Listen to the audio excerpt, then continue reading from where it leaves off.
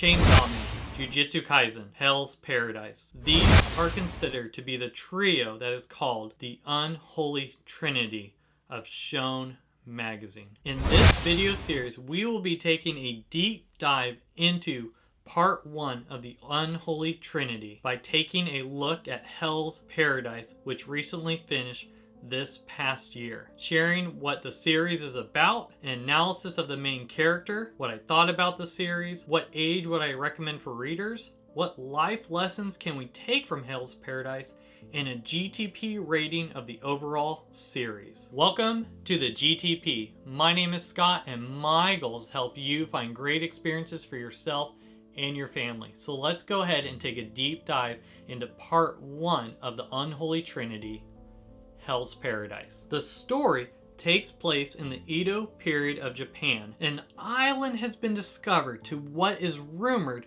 the elixir of life that will allow you to live forever. The only problem is that no one has ventured onto the island so far has come back. So what do you do to obtain the elixir? Why? You send the 10 most elite captured criminals, monitored by guards of course, to the island, offering that the one who brings back the elixir a full pardon for their crimes. This story starts off feeling like Alice in Wonderland for adults, as you're lured in to discover the island's secrets. As you go down deeper and deeper into the rabbit hole, this place is full of beauty, violence, and unimaginable horror. One thing you will notice right away, how well the artwork was done. Very gritty, very violent, heavy adult content, definitely not for kids. So let's start off with talking about the main character. And what makes Hell's Paradise so unique is the main character, Gabimaru the Hollow. The main character is called the Hollow because he was trained to not feel any emotions as a ninja assassin. Gabimaru being called a ninja assassin alone does not do the character justice. At first appears almost like an advanced robot that only does as commanded. He is dark, ruthless, gritty, and even when you believe he is dead, somehow has the ability to get back up and continue his onslaught of whoever gets in his way of achieving his purpose. This story is not for the faint of heart. Gabi has been trained to be a monster, only to be feared if you were to become his actual prey. What makes Gabi likable is his purpose. It's not for the sake of acquiring fame, acquiring fortune, or pride to be the best assassin. Gabi only has one true desire, and that's to be united again with his wife, which changes Gabi from being a black or white character to one that is now navigating the possibility of the benefits of emotions due to the impact of his wife. The only reason why Gabi is willing to trudge through finding the elixir of life is the idea of being pardoned so that one day he can be united again with his wife. And there is so much undenying resolve of the main character. So I'm actually going to segue into life lessons, which we normally save till the end of the video because the life lessons tie so much into Gabimaru the Hollow, the character himself, that I felt the only way to do it justice for the main character was to start talking about life lessons first. One thing that comes up over and over again is there something worth fighting for even to the point of the loss of your life? Is there one thing that you can grab onto that is worth continuing and pressing forward no matter what the cost? What would be the driving force in your life to dig deep when you are exhausted, when everyone else quits, when you are down? What would cause you to dig deep and instead of having a mental breakdown, be able to keep going forward, to push ahead no matter what the circumstances, even when the odds are stacked against you, even when it's impossible? The answer is worth pursuing. When I'm exhausted, when I need to dig deep, even though I don't want to keep going forward, for myself, that would be for my family. For Gabi, it's the idea of seeing his wife once more. The character in the story starts having to navigate the purpose of emotions, and while doing so, asks the question, How do you handle your emotions? Do your emotions get in the way of achieving your goals? Or do they actually lead you to what your true goal is? The heart can be so deceiving. Sometimes we feel the way we do, but we don't even know why. You have probably heard to follow your heart, yet the heart is deceitful above all things. Who can know it? Feelings often lead us in the wrong direction. You need to rely on the truth outside of yourself. So how do you draw strength from your emotions while still being able to make a logical decision? Because both are equally important. It's important to know how we're feeling, what our heart is feeling, but at the same time, we don't want to be deceived by it and make an irrational choice. The manga makes us look deep down at trying to understand why you feel the way you feel. When your emotions do rise up, how can you make sense of them instead of your emotions leading to your demise? One thing that I tell my children continually is anger can lead to danger. It's okay to be angry, but the question is, what do I do with that anger that doesn't take me down the wrong road or the wrong direction? As you navigate Hell's Paradise, you will watch the various cast of characters as they decide how to handle those emotions. Our emotions are important, but what is important is how we handle them. The story shows how our emotions can make us strong, and if our emotions make us weak, how can we turn that weakness into a strength? A better question to ask is, why am I angry? Why am I happy? Why am I filled with joy? And then once I can answer that question logically, that's going to help me be able to make a better decision in the future. If I make a decision when I'm really excited in that moment, it might be not a good idea. It's almost like you're really excited to buy a lottery ticket because you have this feeling of joy that of winning, and then you blow all your money and then you're broke. Or you're so angry in the moment of something someone said to you that you end up saying something worse in the heat of that moment to them, and ends up come crashing down on you later.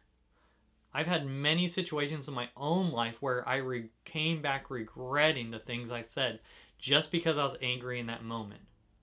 Again, it's okay to be angry, but it's not okay when it leads to danger and it starts controlling my behavior and my decisions. I was even surprised to see little nuggets of wisdom trickle throughout the story of Hell's Paradise, and I'm not sure if the author was intentionally wanting us to learn life lessons, but I thought at least this one was important to share. Gabi says, "We had a saying back in the village, one cannot know one's own strength without first journeying far and wide. It's not until we can push ourselves forward are we able to know what we are capable.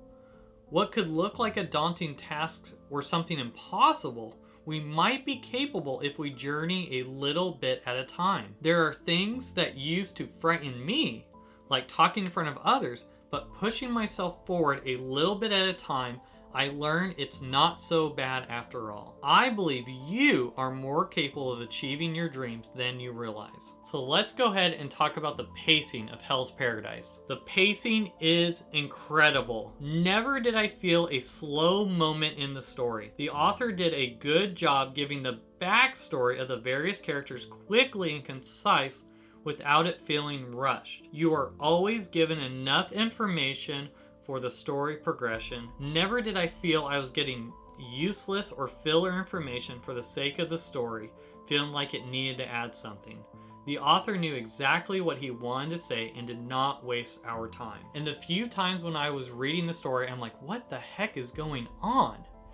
I would turn the page, and in that next panel, you would hear a character reading the dialogue of them saying, "What is going on?" And then you would see in another bubble of dialogue with another character explaining to you almost like this little trickle of information on what exactly is happening at that moment. And I thought that writing was brilliant. In this wild, violent Alice in Wonderland type island, it could be easy to be confused with the mystery, yet the author was smart enough for you never to feel lost. So let's go ahead and talk about the artwork and world building when it comes to Hell's Paradise. You can feel the intense agony in the heat of a battle in the panels. Hell's Paradise has some of the most intense battles I have ever read and experienced in a manga. So many battles felt like the final battle, like making your way to the final boss. Yet as the story continues, there are more and more final bosses, and it works. The deeper they go into the island, the more horror awaits. I was almost freaking out as I was reading the story, and they just got onto the beach of the island. You can't help but watch each character as they push forward and forward into the horrors, as you are just dying yourself to discover what is the island all about. The author created a beautiful island that you want to see the characters continue to dive deeper. The author creates some of the most unique, detailed, and horrific monsters I've ever seen in a manga. Reminded me similar to what you would see while playing the hit game Elden Ring. And if you're looking for a manga where you're saying, oh snap, this manga, Hell's Paradise, has many oh snap moments in spades. So let's go ahead and talk about the phenomenal cast of characters in Hell's Paradise. Hell's Paradise also does a great job with the other cast of characters introduced into the manga. Not only are you invested in the main character, but also each other character that is introduced. Each character fills a particular purpose and helps drive the main narrative and story. Not one character felt forgotten, which is an incredible feat within itself. The author does a great job giving a quick backstory to most of the characters that give a better understanding on what drives and motivates them. So that's the characters, that's the world building, some life lessons that ties into the characters.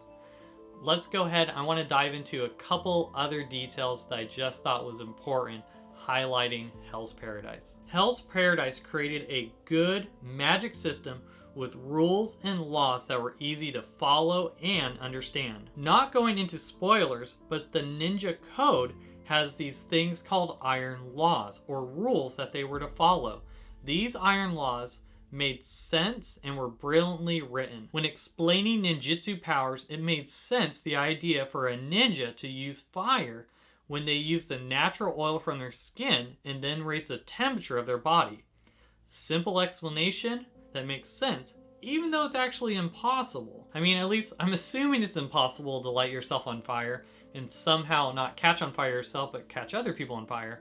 But I thought that was a great explanation of how to use ninjutsu when it came to fire. I also appreciate at the start of a new volume, you're given a picture of each character and who is around as a refresher. I wish more manga held to the standard, and is very similar to what you would see when opening a new volume of One Piece, since there are so many characters to follow. I also appreciated that Viz Media had translation notes at the back of each volume. I always enjoy understanding a little more about the meaning of what the author was trying to express with its audience. Okay, so let's go into, I do have a few cons when it comes to Hell's Paradise. At times it felt ridiculous seeing characters still fighting each other when their allies are being slaughtered. When in a fight, you know sooner or later they're going to put their differences aside and join the battle together against a common enemy. And this happens repeatedly. What's up with the characters getting their butts kicked and you still being mean to each other, and then soon be like, oh, you know, actually, let's work together and then we can be mean to each other afterwards. Another con I had was it felt like there was forced fan service early on in the story. As you're following the cast of characters with their lives on the line, hoping for that pardon, looking for the elixir of life. Their allies are dying left and right. Food is scarce. Yet when they find out the opportunity of a bathhouse, well, we gotta stop and take a break for a bathhouse. Say no more. I know that you just lost your friend. I know you're starving, but man, priorities. Really? A bathhouse? You just lost a comrade. You're not even sure if you have enough food, but a bathhouse, I mean, come on. We gotta get our priorities in order. And of course, I mean, you need rest on an island. It doesn't matter that we're all dying. At least let's be clean before the final battle. And another con I had was the majority of the mystery is actually revealed by the middle of the story. And I did appreciate of the various cast of characters dropping in the different nuggets so you can have the mystery unveiled, but I wish the author held back just a little bit more. It felt more like a fire hose of information, and the last half of the story I actually struggled getting through because the mystery is kind of already revealed. I think if the author held back just a little more, that would have piqued my interest and my attention to keep moving forward at a faster pace because I want to know more about the mystery. And I do have one minor spoiler when it comes to the ending, so you might want to skip this chapter if you don't want any spoilers whatsoever, but I do have a minor spoiler about the ending that I do want to address. So if you want to go in scot-free, want to have nothing at all to do with the ending, go ahead and click on the next chapter. If not, here it goes. Because every battle feels like a final boss fight, it works for almost the entire manga until we're on the final battle. It felt to myself a victim of its own success. After intense battle over intense battle, it felt like the last battle, the final battle, was just okay. And last, I felt the ending was interesting. I felt a little annoyed how the author kind of breaks the fourth wall, basically sharing and telling what would happen afterwards if it was written would be a little boring. I rather decide for myself as a reader whether or not it's boring than the author just tell me, oh, you know what? I'm not gonna add what would come next because you'd just be bored anyways. I actually was intrigued and I wanted to know what happened to the cast of characters afterwards. So instead of saying, oh, those things just normally aren't written, it would have been boring anyways. No, let me decide whether it's not boring. Don't tell me that it's going to be boring. So let's go ahead and talk about the age rating for Hell's Paradise. And if you can't tell already, this story is definitely not for kids. Think of it similar to a rated R movie. There's a ton of violence. There's a ton of heavy adult content. There's even a little bit of sex in it. And the manga does have a ton of nudity. For the most part, it's not sexualized, which I appreciated, but there's still a lot of nudity in this manga as a forewarning. I also found it helpful that if you look on the manga itself, you'll see where it says parental discretion advised. And I do highly advise that parental discretion when you see it on that corner of the book. This is not for the faint of heart. I do not recommend this for kids whatsoever. So let's go ahead and talk about the GTP rating for Hell's Paradise, which is going to be part 1 going through the Unholy Trinity. And I will say this is probably the hardest book I've had to review yet, as I really struggled what to rate Hell's Paradise. There were times I was absolutely captivated and thinking, man, I understand why this is in someone's top 10 list, best books of all time. And there are other times where I'm like, ugh, I just felt frustrated and disappointed where the story was going. Don't get me wrong, Hell's Paradise has some extreme highs, but at the end of the ride, I felt a little disappointed. So with that said, it has amazing artwork. I really enjoyed the first half of the story. I really enjoyed the phenomenal cast of characters. I enjoyed the ambition of when to dig deep and how the heck do you keep moving forward with the main character. I appreciate his purpose, that the idea that he's willing to do whatever it takes, and literally whatever it takes, for the sake of seeing his wife again. I appreciate that he was willing to give into his emotions to know when to lean on them and when he needed to hold back to move forward. And with that said, I'm going to be giving this a GTP rating of 7.5 out of 10. It's a manga that is definitely worth checking out. I am also interested that the manga is now getting an anime adaptation by the same studio that made Attack on Titan, which in some ways can take the series to new heights, as I'd love to see what the world would look like as an anime. This truly is an Alice in Wonderland horror for adults. Once the anime is produced, I can see this possibility becoming more popular than Jujutsu Kaisen and Chainsaw Man, at least having been worth part of the conversation. So that's my take on part 1 going through the shown Unholy Trinity. In the comments below, would you mind letting me know what did you think of the manga Hell's Paradise? If you'd like to see more content like this, would you go ahead and like and subscribe to the channel? That helps this small community as we help other people come in on the conversation, join the journey of discovering new series. And my hope truly is to be able to at least be able to encourage and help you as you're looking for your next series. Thank you for watching, and I'll see you on the next one.